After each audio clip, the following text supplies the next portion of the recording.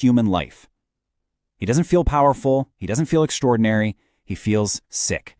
And instead of feeling free, he's thrown into his own personal hell. First comes the fever and this crippling paranoia.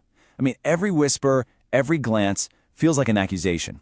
Then that spirals into this crushing wave of guilt that just cuts him off from everyone. He's totally, utterly alone. So he might have walked away from the crime scene, but now he's trapped in a prison that's way, way worse. His own mind. And the terrifying part? Someone's about to start knocking on the door. And this is where things get really interesting. Enter Porfiry Petrovich. He's the detective on the case, but he's not your typical cop. He's a master psychologist. He has no real evidence, no witnesses, but he just gets a vibe from Raskolnikov. He can smell the guilt. And so begins one of the greatest cat-and-mouse games ever, fought entirely in the mind. Porfiry never accuses him, not directly.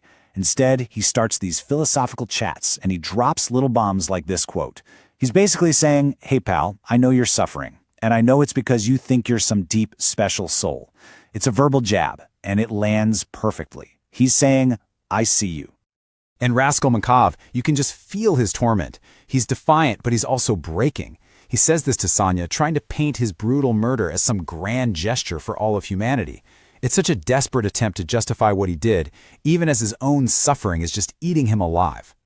But right when his arrogance, his intellectual pride is about to completely destroy him, he meets someone who shows him a totally different way to live.